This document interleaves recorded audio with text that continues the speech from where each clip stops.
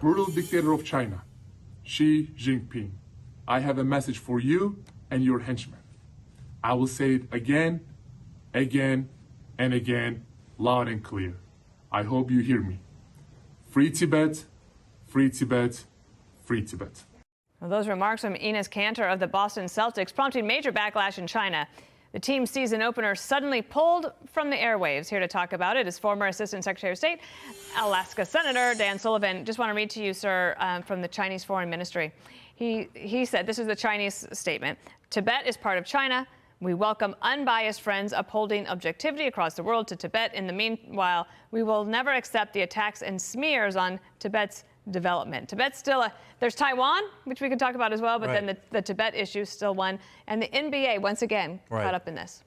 Well, look, I think that here's the key issue, Dana, is that we already know that the Chinese Communist Party stifles and crushes free speech in China. Yep. That's a given.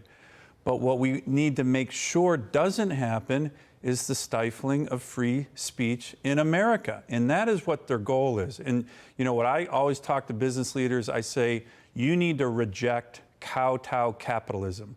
Reject kowtow capitalism. What is that? It's when CEOs and business leaders make decisions like stifling speech so they can get access to the market in China. Interesting you say that because LinkedIn just left China. After being accused of that very thing by an American reporter here, amongst other issues. There was also this. Last night, President Biden did this town hall over at CNN, and he was asked about Taiwan. Let's just listen to this and get your take. China just tested a hypersonic missile. What will you do to keep up with them militarily, and can you vow to protect Taiwan? Yes and yes.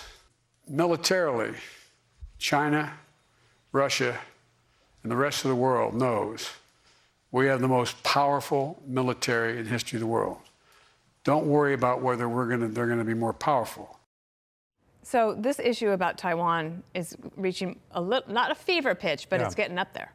Well, look, I actually think it's important that it's out there. You know, Taiwan is not some peripheral sideshow in great power competition. To me, it is the front line of tyranny versus freedom. And it's in some ways similar to like West Berlin during the height of the Cold War against the Soviet Union in the last century.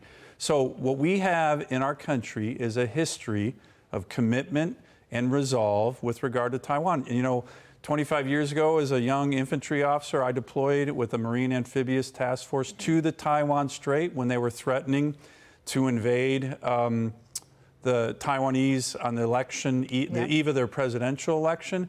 But what the president, he's saying things that are important, but what he's doing in terms of actions is actually weak. Right now, the president is submitting a defense budget that would cut defense, that would shrink the U.S. Navy.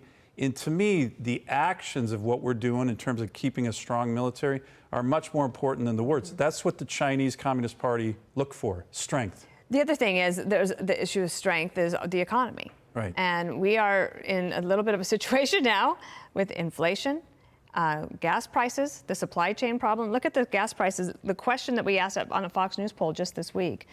Do you think that rising gas prices are a major problem for the nation? 67% said yes, and for families, 50%. Yeah. And I know you obviously come from a very strong energy-producing state. I'm sure you'd probably like to produce more energy. This issue of gas prices, also home heating oil, the ability to produce and be independent, how high a priority is that for you and for maybe the president? This is a huge priority for me. It's a huge priority for my constituents back home in Alaska. But Dana, here's the issue. From day one, this administration has been focused on shutting down the production of American energy, killing these great American energy jobs, you know, strong-arming financial institutions not to invest in American energy, killing pipelines. So the fact that we're seeing this huge spike in energy prices, and with winter is coming, there's going to be more pain at the pump, paying for home heating fuel for Americans. And the other thing this is doing, it's empowering our adversaries. Sure.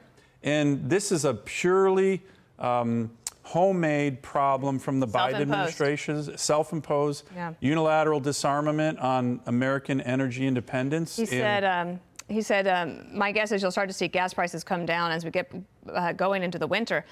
And he said, but the next year of 2022, so some pain to come. Well, pain to come, and a lot of the blame, almost all the blame in terms of energy prices is squarely on the president's shoulders and policies. We'll get to see you in person. Good to see you're you here as visiting well. a special person, Yeah. your daughter. We'll give her our best. I will give her. Thank you, Senator. Thank We you. appreciate it. Thank you, Dana. Great to be on the show.